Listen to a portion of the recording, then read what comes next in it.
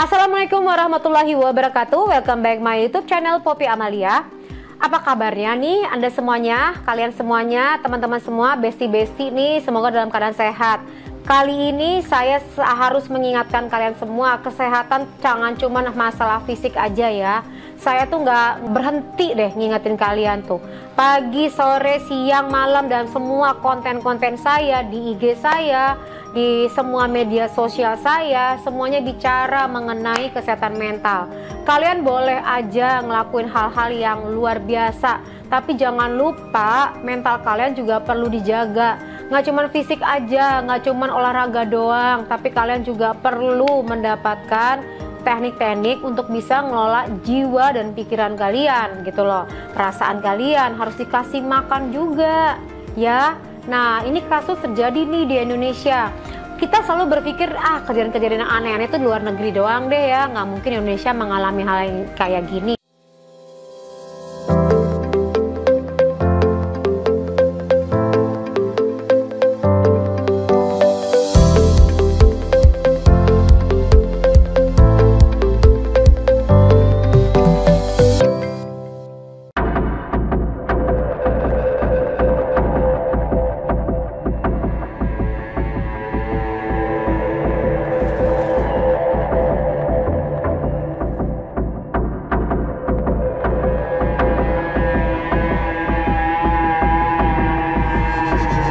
Gimana tanggapan kamu coba?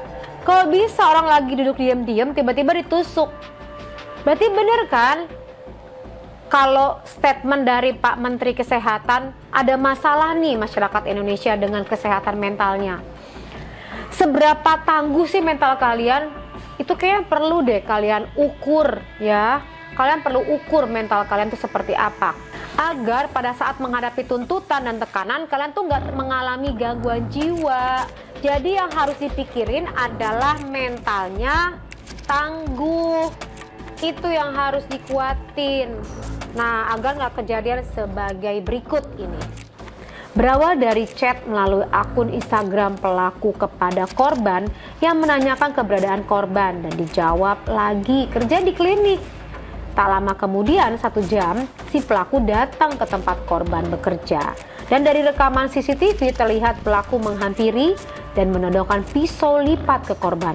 Setelah menodong korban dengan pisau, langsung menusuk pisau tersebut sambil memukul ke arah rahang dan pipi kiri.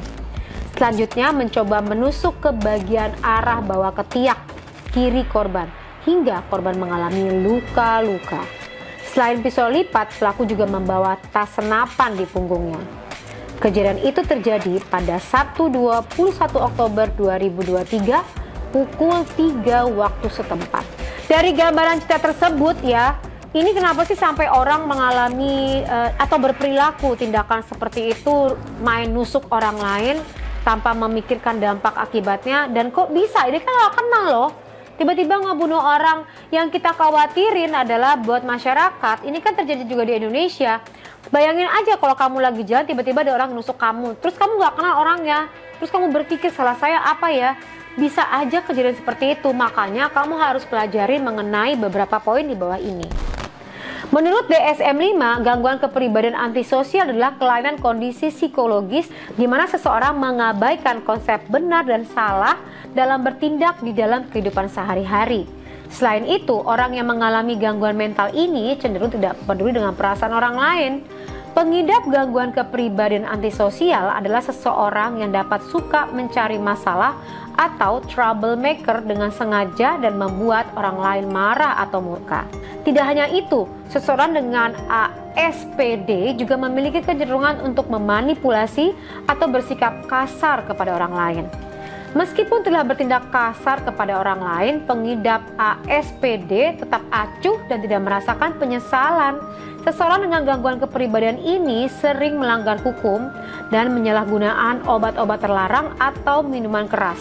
Dalam hidupnya, mereka umumnya akan kesulitan memenuhi kewajiban terhadap keluarga, sekolah, dan pekerjaan.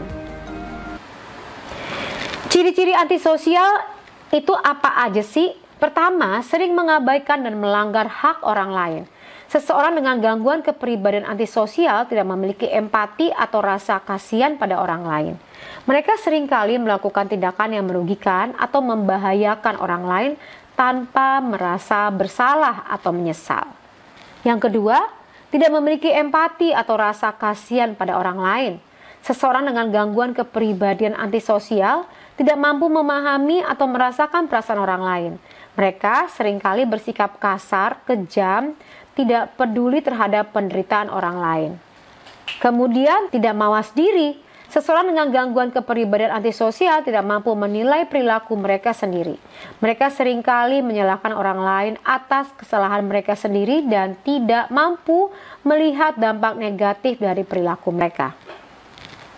Yang berikutnya, merasa lebih hebat dari orang lain. Seseorang dengan gangguan kepribadian antisosial memiliki harga diri yang tinggi dan merasa lebih hebat dari orang lain. Mereka seringkali bersikap sombong, arogan, dan suka memerintah orang lain.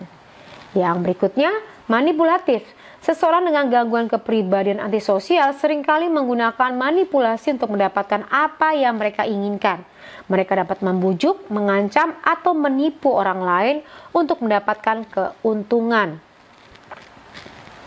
Beberapa contoh perilaku antisosial. Pertama adalah memiliki riwayat perilaku kriminal seperti mencuri, menipu, menyakiti orang lain secara fisik atau verbal. Yang kedua, mereka kerap kali melakukan kekerasan seksual. Yang ketiga, mengemudi secara sembrono. Yang keempat, melanggar hukum. Yang jadi pertanyaan adalah penyebab daripada antisosial. Pertama adalah faktor genetik.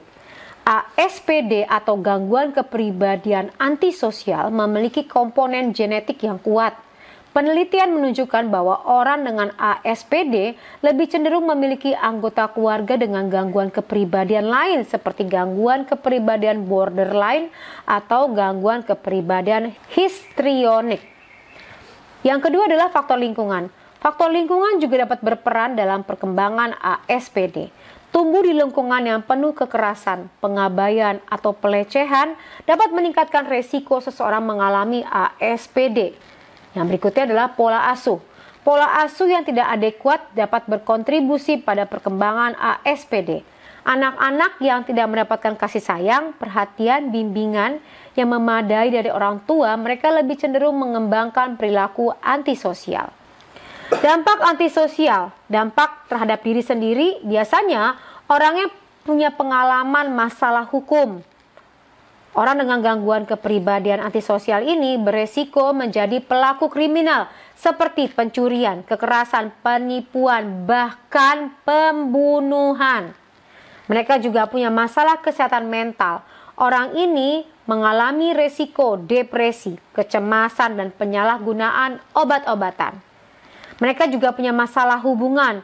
Orang seperti ini sulit menjalin hubungan yang sehat, berkelanjutan, karena emosi tidak stabil, penuh konflik, bahkan kasar. Orang seperti ini punya masalah dengan pekerjaan. Dia punya masalah di kantor, punya masalah dengan temannya, berganti pekerjaan, bahkan tidak bisa mempertahankan pekerjaan mereka. Dampak terhadap orang lain apa? Ya, kerugian fisik.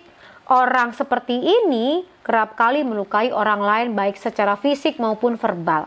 Kekerasan seksual, kekerasan finansial, seringkali menipu dan mencuri orang lain. Kerusakan secara emosional. Perilaku ini dapat menyebabkan rasa cemas, takut, tekanan bagi orang lain. Solusinya apa sih kalau seperti ini? Pertama, orangnya harus dikasih terapi. Terapi yang digunakan adalah untuk menangani antisosial, biasanya terapi perilaku kognitif atau CBT. CBT dapat membantu dengan antisosial belajar mengenali dan mengubah pola perilaku mereka yang merugikan. Terapi lain yang bisa digunakan untuk menangani antisosial adalah terapi dialektikal perilaku atau DBT. Nah, DBT ini bisa mengembangkan keterampilan coping yang sehat dan mengelola emosi. Yang kedua adalah obat-obatan. Orang seperti ini perlu mendapatkan obat-obatan antipsikotik, obat-obatan penstabil suasana hati, antidepresan. Obat-obatan ini mengurangi gejala antisosial seperti agresif, impulsif, perilaku lainnya. Penanganan komprehensif Penanganan yang paling efektif adalah penanganan yang komprehensif, mencakup terapi, obat-obatan, dukungan sosial. Dukungan sosial bisa diberikan oleh keluarga, teman, atau pendukung. Selain diberikan kasih sayang, perhatian, bimbingan yang memadai, terutama kalau anak-anak yang mengalami hal ini. Menciptakan lingkungan yang aman dan mendukung, mengajari anak-anak tentang pentingnya empati dan rasa kasihan, membantu juga apabila ada anak-anak mengalami masalah perilaku. Nah, dari gambaran tadi saya jelaskan di atas, kalau kamu merasa ada di bagian tersebut, atau kamu melihat orang lain seperti itu, atau anggota keluarga kamu seperti itu, mungkin itu ayahmu, ibumu, kakakmu, adikmu, bahkan diri kamu sendiri, jangan segan-segan untuk kamu minta bantuan ke Poppy Psikolog di nomor berikut ini di bawah. Kamu juga bisa akses ke Instagramnya Poppy Psikolog, hanya banyak tayangan konten-konten yang bicara mengenai kesehatan mental. Jadi kesehatan mental itu nomor 1 ya, penting untuk kamu perhatiin. Tidak hanya kesehatan fisik saja. Demikian dari saya, silahkan kasih komentar kira-kira konten apa yang menurut kamu perlu untuk diulas yang berkaitan dengan kesehatan mental lainnya. Tulis di bawah ini ya. Dan saya mendoakan semoga kamu semua dalam keadaan sehat mental maupun fisik. Sampai bertemu lagi. Wassalamualaikum warahmatullahi wabarakatuh. Bye-bye.